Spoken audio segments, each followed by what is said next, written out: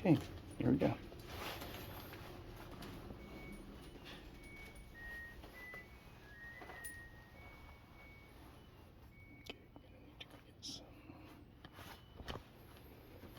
Got my keys, got my phone, put on my shoes.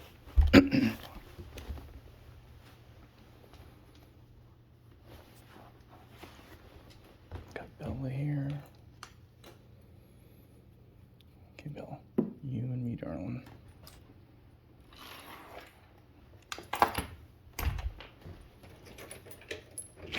Because we're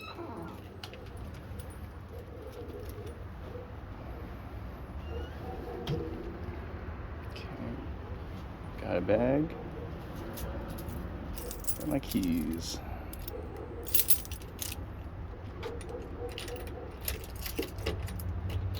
There. On the side. All right. Okay, so I'm interested to see.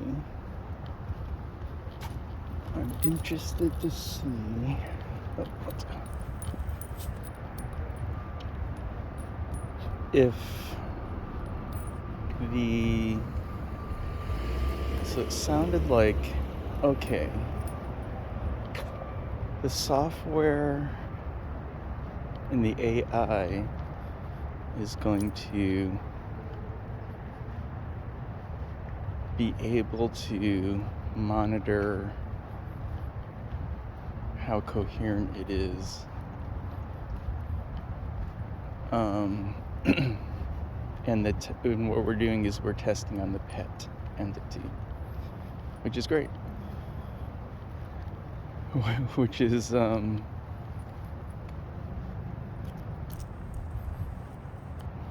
binary.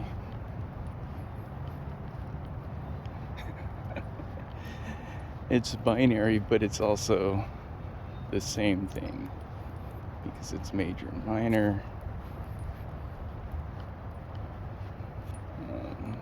Interesting. Super interesting. Right, Belle? Right down. Scooch it that way a little bit. There we go. That'll work. Okay. Super interesting because the dog meme, right? Maybe it's not maybe, but one of the interpretations is, just be in the moment, which to me is very Zen. And then it's a ton of different things, but you could also say, hey, that's Plato and the whole thing of chairness. You can't describe a potted plant any more than you describe a chair in a bunch of words, because there's so many different definitions of a chair, blah, blah, blah, whatever. So the concept of, well, what is a chair? The whole reason I'm saying all this, because the thought bubble above the dog is like, hey, cool. Which makes infinite sense, right? And so that's why I was like, oh my God, wait a second, hey. What was the thinking? The thinking was something like, oh, this is like the, if, and so while I'm coding here, Rocky's hanging out, and I'm typing this stuff in, I'm like, oh wow, if the thought is the communication and the communication is the thought, it'd be a calm dog, because the whole answer is calm dogs, sitting on your lap. And then I was like, oh my God, because if that's what that is, then the meme updates itself. And instead of a human and a dog looking at a potted plant, each thinking about a potted plant, it's actually the human and the dog with a shared thought bubble of the human and the dog. So that could be totally hilarious. Because that's what it would mean to have no differentiation, which would be the optimal communication, because every processor would have the same output given that as an input. And so the exciting thing is, I'm gonna have to go read all these words because I'm like, oh my god, I didn't say that. But it quite literally drew these lines to the code. And that's why I was like, oh hey, yeah, I see how this is. And then it's like, okay, hey, I'm gonna make the entity thing. I'm gonna make an adapter. So here it is. Here's the entity, right? Because I was talking about like, yeah, I'm gonna consolidate everything, and so it kind of did it. But the whole point was I wasn't asking it to do it. I was just talking aloud.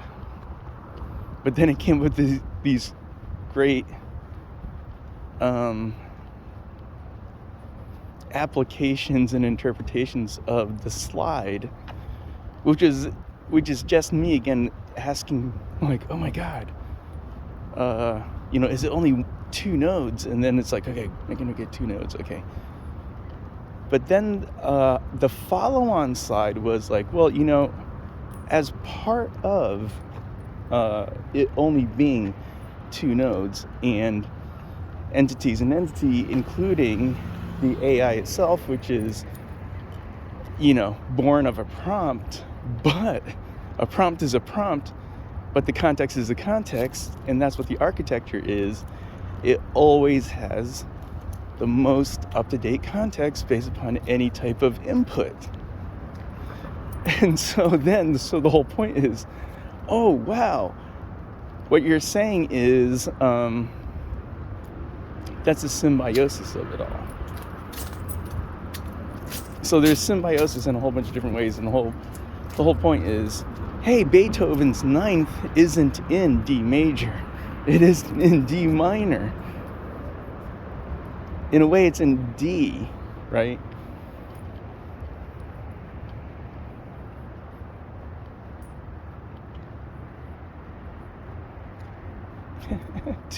It's too funny.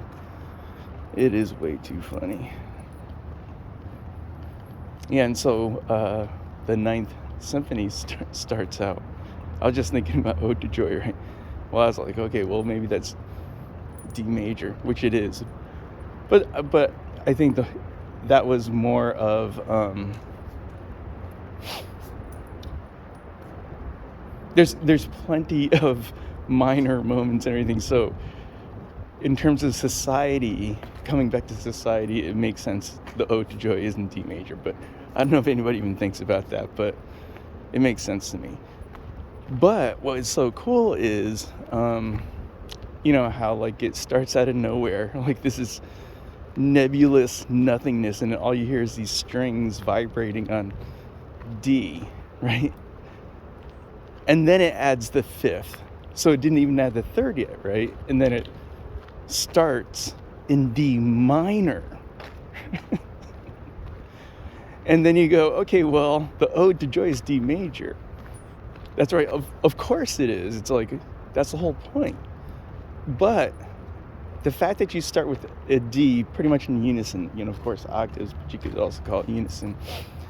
And then after all the crazy stuff in the finale, right, with the Turkish march and totally brilliant and amazing. That's of course an understatement, whatever, but it was like, oh my god, what is going on?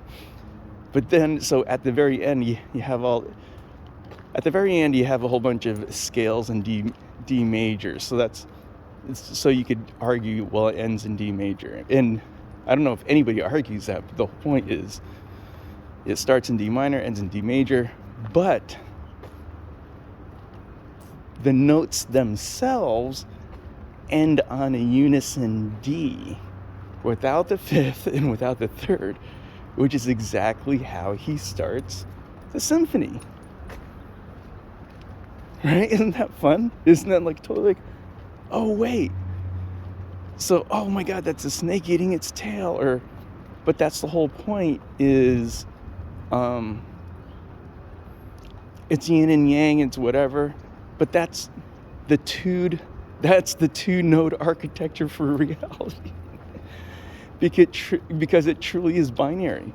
On one you have immutable events, and the other you have a node that continuously updates itself based upon the context of the immutable nodes, immutable entries. Well, nodes, yeah, because so in other words, that's binary too.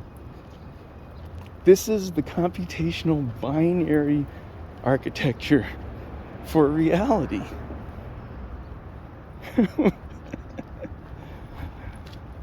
The binary architecture for reality. That's what that is. And it's true. Everything has always been that binary. Shocking. It is shocking. Because one of the rants, oh, you know what? I think there's some more thoughts I didn't put. So this is all about the dog meme, right? I'm going on and I'm like, wow, this dog meme is really cool. But then it occurred to me, like, dog. And this is all, it must be related somehow, but I'm like, oh, dog meme. Thought bubble. And I'm like, oh wait, recently we've been talking about calm dogs. Okay, hey, cool, right? And I'm like, hey, there's, and hey, Cooper is a Shih Tzu, and like, so the whole thing's about dogs, the whole thing's about pets, and so,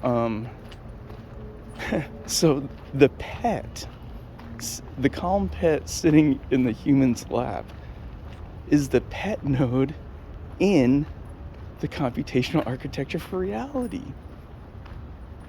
The 5-node one, right? Because it's literally that. Because the human is the user, the pet is the pet. And so architecturally, it's the meme of the dog sitting in the person's lap. And then once you realize, oh my gosh, that's what that is, and you go, yeah. And what are they thinking about?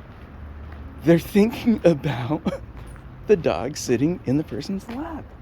They're thinking about the 5-node architecture for reality.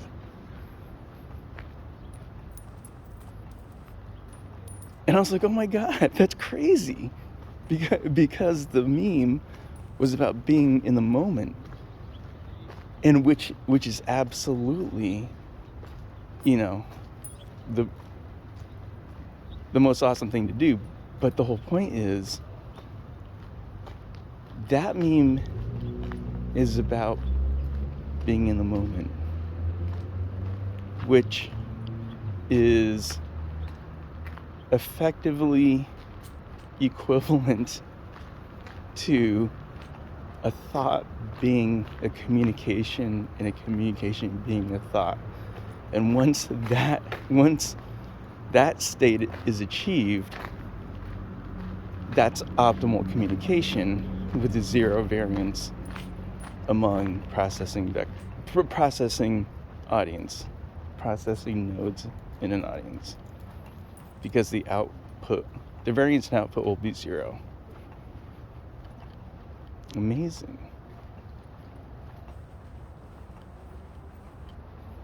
And so the math behind this is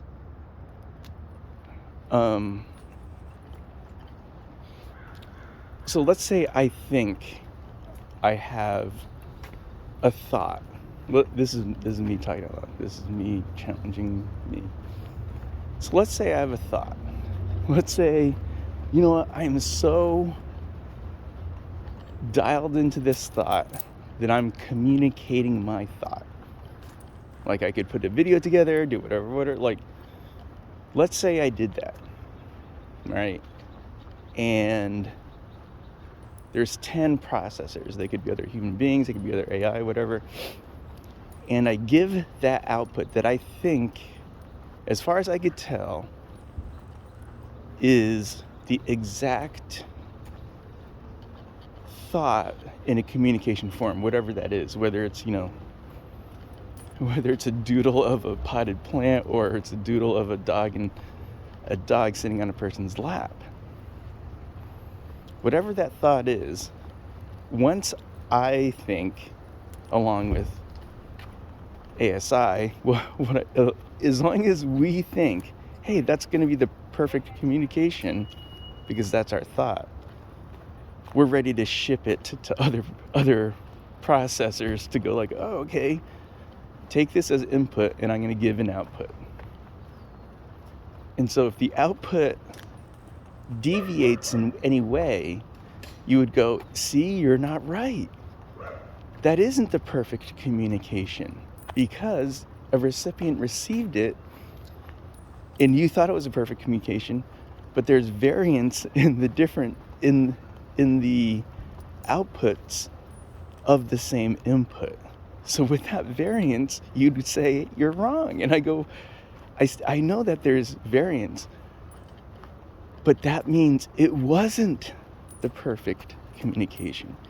And what you would do then is go, on that spectrum of variance, like, you would find by, reflecting on whatever output varied from what you thought the output would be, then what you would do is you would find where in that variance, where in that bell curve your intent actually was based upon the responses that you saw. And that would let you then recalibrate to make a smaller distribution curve until you've made the distribution reserve to 0, which then means it's infinite, because then you've solved for all the contexts. So it is possible. It literally is possible, because the whole point is, okay, when you have thought in communication, that's perfect. When your thought is your communication, that's the most effective communication. And the answer is yes. When you have it, that is the most optimal thing, because that's going to have the least variance across your processing audience. And again, this is not like a pill, one and done. And that's exactly what you need as input for the next turn. What's the variance? How did it vary? Where's the bell curve? Because you're always going to have a next turn. And I didn't feed this text into this latest thing, because so if your thought is your communication, you're always communicating new thoughts, because as soon as you're done with the thought, you always have another thought. I have to do some research on when you're sleeping and dreaming and stuff like that, but let's say when you're walking around, I got to think about that one, but when you're walking around, when you have thoughts, you always have a next thought. And so if you always have a next thought, you're always communicating something different. And it's like, all right, who cares, right? But the whole point is, if you don't have a next thought, so in other words, you're in perpetual change, which means nothing was ever designed to be a pill, a magic button. And that's why when I say, the optimal communication is when thought equals is when thought is communication. That's right. For everything known up until that point. Because you only have all the feedback and data that you have up until that point. You've just introduced a new thing to get more data and feedback. Then what you need the system to do is be able to,